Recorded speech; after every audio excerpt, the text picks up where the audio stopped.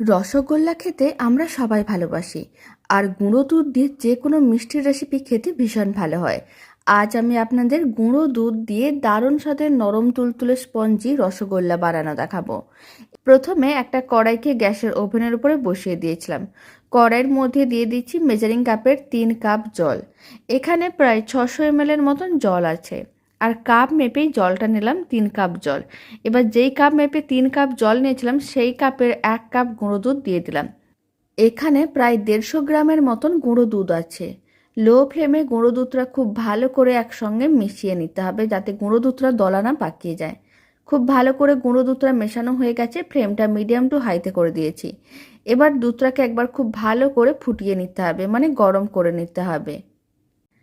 এখন আমি আপনাদের 3 মিনিট পরে দেখাচ্ছি। দুধটা খুব ভালো করে গরম করে ফুটিয়ে নিয়েছিলাম।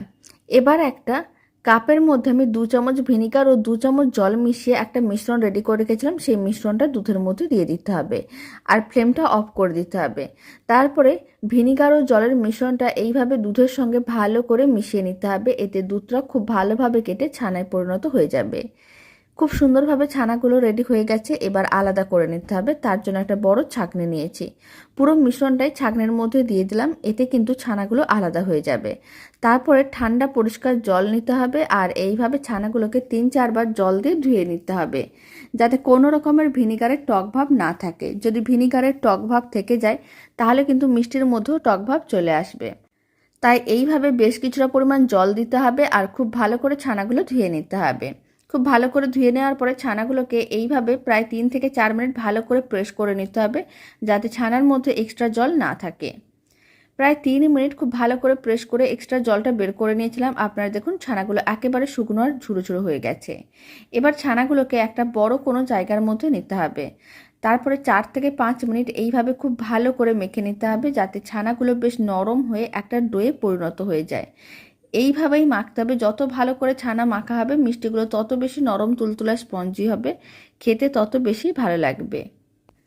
এখন আমি আপনাদের 5 মিনিট পরে দেখাচ্ছি। আপনারা দেখুন ছানাটাকে খুব ভালো করে মেখে নিয়েছিলাম, ছানাগুলো এরকম একটা ডোয়ে পরিণত হয়ে গেছে, তার মানে বুঝে নিতে হবে খুব ভালো করেই মাখা হয়ে গেছে। এবার আমি 4 চামচের 1 চামচ দিয়ে দিলাম ময়দা, খুব বেশি না, একেবারে অল্প ময়দাই দিতে হবে। তারপর খুব ভালো করে মেখে নিতে হবে। এইভাবে অল্প একটু ময়দা দিয়ে দিলে মিষ্টিগুলো বানানোর সময় আর ভেঙে যাবে না। এখন ডোটা থেকে এরকমই ছোট ছোট করে লেচি কেটে নিতে হবে। লেচিগুলো খুব বেশি বড় করে বানানোর দরকার নেই, কারণ মিষ্টিগুলো রেডি হওয়ার পরে সাইজটা অনেকটাই বড় হয়ে যাবে। এবার একটা লেচি নিয়ে নিলাম। লেচিটাকে গোল বলের মতন করে বানিয়ে নিতে হবে, যাতে কোনো রকমের ফাটল না থাকে। সমস্ত লেচিগুলোকে একইভাবে গোল বলের মতন করে বানিয়ে নিয়েছিলাম। এবার এক সাইডে রেখে দিচ্ছি। আর এদিকে চিনি শিরা রেডি করব। তার জন্য মেজারিং কাপের দিয়ে দিচ্ছি 1.5 কাপের মতন চিনি। এখানে 250 গ্রামের মতন চিনি দিলাম। আর যতটা আমি চিনি দিয়েছি তার আমি প্রায় ডবল জল দিয়ে দিচ্ছি, মানে 1.5 কাপ চিনির জন্য এখানে আমি 3 কাপ জল দিয়ে দিচ্ছি। তারপরে ফ্লেমটা মিডিয়াম টু হাইতে করতে হবে, চিনিগুলো জলের সঙ্গে খুব ভালো করে মিশিয়ে নিতে হবে। আর চিনিগুলো মেল্ট হওয়ার জন্য অপেক্ষা করতে হবে, তাই ফ্লেমটা মিডিয়াম টু হাইতে করে দিচ্ছি। প্রায় 3 থেকে 4 মিনিট এইভাবে ফ্লেমটা মিডিয়াম টু হাইতে রেখে দিয়েছিলাম, চিনি শিরাটা রেডি হয়ে গেছে। আর এই সময় ফ্লেমটা হাইতেই রাখতে হবে। আর যে বলগুলো আমি রেডি করে রেখেছিলাম সেই সমস্ত ছানার বলগুলো গরম চিনি শিরার মধ্যে দিয়ে দিতে হবে। ফ্লেমটা হাইতেই রাখতে হবে, নাহলে কিন্তু মিষ্টিগুলো ভেঙে যেতে পারে। এখন ঢাকনাটা বন্ধ করে 10 মিনিট হাই ফ্লেমে মিষ্টিগুলোকে রান্না করে নিতে হবে। 10 মিনিট হয়ে গেছে, এখন ঢাকনাটা খুলে নিচ্ছি। আপনারা দেখুন মিষ্টিগুলো সাইজে অনেকটাই বড় হয়ে গেছে। এখন মিষ্টিগুলোকে আরেকবার উল্টে পাল্টে নিলাম। এখন ফ্লেমটা মিডিয়ামে রেখে আরও 10 মিনিট এইভাবে মিষ্টিগুলোকে রান্না করে নিতে হবে, এতে মিষ্টিগুলো আরও সুন্দরভাবে রেডি হয়ে যাবে।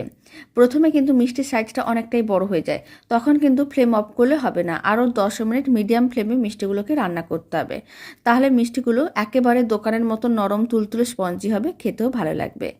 10 মিনিট একইভাবে মিডিয়াম ফ্লেমে রান্না করে নিয়েছিলাম, এখন ফ্লেমটা অফ করে দিলাম। দারুণ স্বাদের গুঁড়ো দুধের নরম তুলতুলে স্পঞ্জি রসগোল্লা একেবারেই রেডি। এবার একটা সার্ভিং বোলের মধ্যে সার্ভ করে নিতে হবে।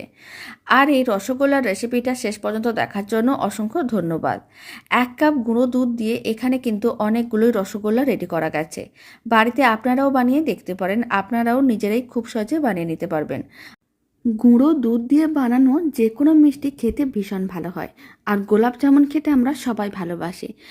তবে গুঁড়ো দুধ দিয়ে এইভাবে একবার নরম তুলতুলে রসালো গোলাপ জামুন মিষ্টির রেসিপি বাড়িতে বানিয়ে দেখতে পারেন। বানানো যেমন সহজ, খেতে ভীষণ ভালো হয়। আশা করি মিষ্টির রেসিপিটা আপনাদের খুবই ভালো লাগবে। প্রথমে একটা বড় সাইজের মিক্সিং বোল নিয়েছিলাম, তার মধ্যে আমি 1 বাটি গুঁড়ো দুধ দিয়ে দিলাম। এখানে 150 গ্রামের মতন গুঁড়ো দুধ আছে। আর আমি দিয়ে দিচ্ছি ওই বাটির 3 ভাগের 1 ভাগ ময়দা, প্রায় 50 গ্রামের মতন ময়দা দিলাম। চা চামচের হাফ চামচ দিলাম বেকিং পাউডার, আর তার হাফ বেকিং সোডা, মানে চা চামচের 4 ভাগের 1 ভাগ। 1 চামচের মতন দিয়ে দিলাম ঘি। আপনারা চাইলে সাদা তেলও দিতে পারেন, তবে ঘি দেওয়ার কারণে মিষ্টি খেতে অনেক বেশি ভালো লাগবে। তারপরে সমস্ত কিছু একসঙ্গে খুব ভালো করে মিশিয়ে নিতে হবে, যাতে সমস্ত কিছু খুব ভালো করে একসঙ্গে মিশে যায়। প্রায় 2 মিনিট এইভাবে ভালো করে সমস্ত কিছু মিশিয়ে নিয়েছিলাম। খুব ভালো করে মেশানো হয়ে গেছে। এবার অল্প জল নিতে হবে, আপনারা চাইলে দুধও নিতে পারেন। তারপর অল্প অল্প জল দিতে হবে, আর একটা নরম ডো রেডি করতে হবে। একটা নরম চিটচিটে ডো রেডি করতে হবে। ডোটা খুব বেশি শক্ত করে বানানো যাবে না। ডোটা যেন একটু নরম থাকে আর একটু চিটচিটে থাকে, তাহলে মিষ্টিগুলো অনেক বেশি নরম তুলতুলে হবে, আর মিষ্টিগুলো ভালো করে চিনি শিরাটা শোক করতে পারবে। আপনারা দেখুন ডোটা বেশ নরম আর চিটচিটে। এই সময় ডোটাকে রেখে দিতে হবে। প্রায় 5 থেকে 7 মিনিটের মতন ডোটাকে রেখে দিয়েছি, যাতে চিটচিটে ভাবটা কমে যায়। এখন 7 মিনিট পর দেখাচ্ছি। ঢাকনাটা খুলে নিলাম। চিটচিটে ভাব একেবারেই নেই। হাতে অল্প একটু ঘি ব্রাশ করে নিয়েছিলাম। কিছুটা পরিমাণ মিশ্রণ নিয়ে নিলাম। তারপর হাতের মুঠোর মধ্যে নিয়ে তারপর দুটো হাতের সাহায্যে গোল বলের মতন করে বানিয়ে নিতে হবে। আর গোলাপ জামুন মিষ্টিগুলো বানানোর জন্য বলগুলোকে খুব বেশি বড় করার দরকার নেই। এরকম আমি মিডিয়াম সাইজের বল করছি, কারণ মিষ্টিগুলো রেডি হওয়ার পরে সাইজে কিন্তু অনেকটাই বড় হয়ে যাবে। আবারও কিছুটা পরিমাণ মিশ্রণ নিয়ে নিলাম। তারপরে একইভাবে গোল বলের মতন করে বানিয়ে নিতে হবে। বাকি সমস্ত মিষ্টিগুলো একইভাবে রেডি করে নিচ্ছি। সমস্ত গোলাপ জামুন মিষ্টির জন্য বলগুলো রেডি করা হয়ে গেছে।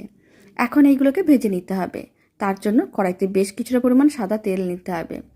তেলটাকে মিডিয়াম টু লো ফ্লেমে ভালো করে গরম করে নিয়েছিলাম। এখন ফ্লেমটা মিডিয়াম টু লোতেই আছে। সমস্ত বলগুলো তেলের মধ্যে দিয়ে দিতে হবে। আর এই সময় ফ্লেমটা যদি মিডিয়াম বা হাইতে থাকে, তাহলে কিন্তু মিষ্টিগুলো সাইজে বড় হবে না, উপরটা অনেক তাড়াতাড়ি লাল হয়ে যাবে, আর ভেতরটা ঠিকঠাকভাবে রেডি হবে না। সমস্ত মিষ্টিগুলো দেওয়ার পরে প্রায় 3 মিনিট এইভাবে রেখে দিয়েছিলাম। আপনারা দেখুন সাইজে কিন্তু আগের থেকে অনেকটাই বড় হয়ে গেছে। তারপর উল্টে পাল্টে লাল লাল করে ভাজতে হবে, কারণ একটা দিক হালকা লাল হয়ে গেছে। এইভাবে উল্টে পাল্টে একটু টাইম নিয়ে মিষ্টিগুলোকে লাল লাল করে ভাজতে হবে। প্রায় 10 থেকে 12 মিনিটের মতন সময় প্রয়োজন পড়েছিল।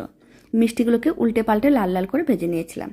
এবার ভেজে নেওয়া সমস্ত মিষ্টিগুলোকে তুলে একটা প্লেটের মধ্যে রেখে দিতে হবে, আর মিষ্টিগুলোকে একটু ঠান্ডা করে নিতে হবে। মিষ্টিগুলো ঠান্ডা হওয়ার সময় চিনি শিরাটা রেডি করে নেব। তার জন্য একটা কড়াইকে গ্যাসের ওভেনের উপরে বসিয়ে দিয়েছিলাম। কড়াইয়ের মধ্যে আমি দিয়ে দিলাম 1.5 বাটি চিনি, প্রায় 300 গ্রামের মতন চিনি আছে। আর আমি দিয়ে দিচ্ছি 1 বাটি জল। জলের পরিমাণ খুব বেশি দেওয়ার দরকার নেই। যদি জলের পরিমাণ বেশি দেওয়া হয়, তাহলে কিন্তু চিনি শিরাটা হতে টাইম লাগবে, তাই অল্প একটু জল দিতে হবে, যাতে চিনিগুলো মেল্ট হয়ে যায়। এখন ফ্লেমটা মিডিয়াম টু হাইতে করে দিচ্ছি। প্রায় 3 থেকে 4 মিনিট রেখে দিতে হবে। এতে চিনিগুলো মেল্টও হয়ে যাবে, আর চিনি শিরাটা রেডি হয়ে যাবে। 3 মিনিট পরে দেখাচ্ছি। আপনারা দেখুন চিনিগুলো তো মেল্ট হয়েই গেছে, তার সঙ্গে কিন্তু চিনি শিরাটা একটু ঘন হয়ে গেছে। তার মানে বুঝে নিতে হবে চিনি শিরাটা রেডি হয়ে গেছে। যখন একটু চিটচিটে ভাব আসবে, ফ্লেমটা বন্ধ করে দিতে হবে। আর ভেজে রাখা সমস্ত গোলাপ জামুন মিষ্টিগুলো গরম চিনি শিরার মধ্যে দিয়ে দিতে হবে। উল্টে পাল্টে নিতে হবে। তারপরে এইভাবে প্রায় 1 ঘন্টা রেখে দিতে হবে। 1 ঘন্টা রেখে দিলেই মিষ্টিগুলো ভালো করে চিনি শিরাটা শোক করে নেবে। এখন 1 ঘন্টা পরে দেখাচ্ছি। আপনারা দেখুন মিষ্টিগুলো সাইজে একটু বড় হয়ে গেছে, আর মিষ্টিগুলো বেশ ভারী হয়ে গেছে। তার মানে বুঝে নিতে হবে ভালো করে চিনি শিরাটা শোক করে নিয়েছে। দারুণ স্বাদের নরম তুলতুলে রসালো গুঁড়ো দুধের গোলাপ জামুন মিষ্টি একেবারেই রেডি। এবার একটা পাত্রের মধ্যে সার্ভ করে নিয়েছি। আপনারা দেখুন মিষ্টিগুলো কতটা নরম তুলতুলে হয়েছে, দেখেও বোঝা যাচ্ছে। এখন একটা মিষ্টি কেটেও দেখিয়ে দিচ্ছি। আর এই দারুণ স্বাদের গোলাপ জামুন মিষ্টির রেসিপিটা শেষ পর্যন্ত দেখার জন্য আপনাদের অসংখ্য ধন্যবাদ। ভালো লেগে থাকলে আপনারা যদি ফেসবুক থেকে রেসিপিটা দেখছেন, পেজটিকে ফলো করে নেওয়ার অনুরোধ রইল।